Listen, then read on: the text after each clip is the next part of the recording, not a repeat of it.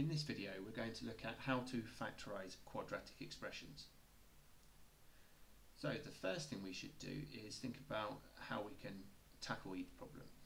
So the method I would suggest is, first of all, you check to see if you can use any single bracket factorising, because that's by far the simplest to do and will make any resolving factorising you have to do even easier. So I'm going to check for that. So each of these terms, well, there's no numbers that are common and there's no letters that are common, so there is no single bracket factorising that can be done. The second thing I'm going to check is for difference of two squares. Well, it's not a difference and there's three terms, so it's not that type of factorising either. So that means I'm going to have to do double bracket factorisation.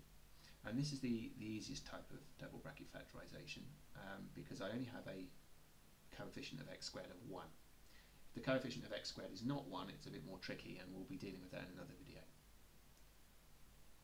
So because the coefficient of x squared is 1, I'm going to have double brackets, and each bracket is going to begin with an x.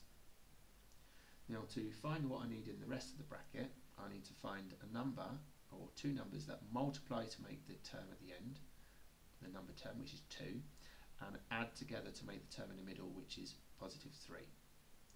So what two numbers will times to make 2 and add to make 3? That must be 2 and 1, and they're both positive numbers.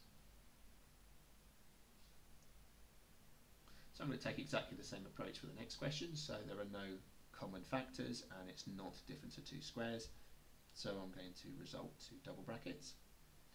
Good news is the coefficient of x squared is 1, so I know each bracket will start with an x.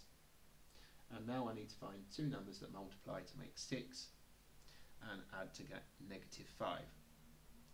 Well, I must therefore have two negative numbers, because otherwise they're not going to multiply and make a positive.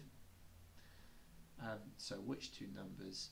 Well, 6 and 1, that won't work, because 6 plus or negative 6 and negative 1 will make negative 7. So it's negative 2 and negative 3. Negative 2 times negative 3 is 6, negative 2 add negative 3 is negative 5.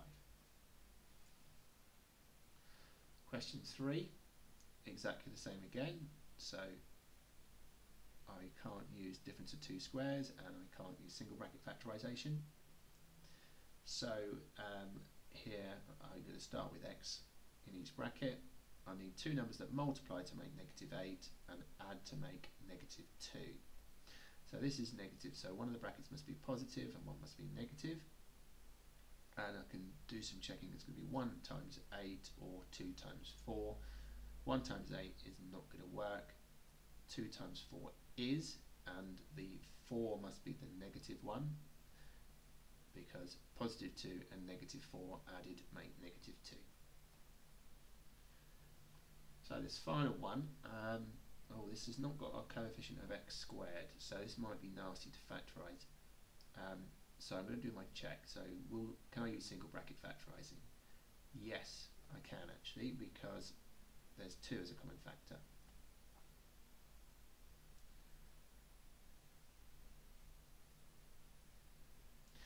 And luckily, once I've done that, what's resulting, this quadratic inside the bracket, is only got a coefficient of x squared of 1. So this is actually quite nice to factorise now. So I must keep the 2 there. But the single bracket is going to be split into a double bracket. So each bracket is going to begin with x. And I need two numbers which multiply to make 9 and add to make 6. So that's 3 and 3. And because those two brackets are the same, I'm just going to tidy this up. So I'm going to write it as x plus 3 all squared.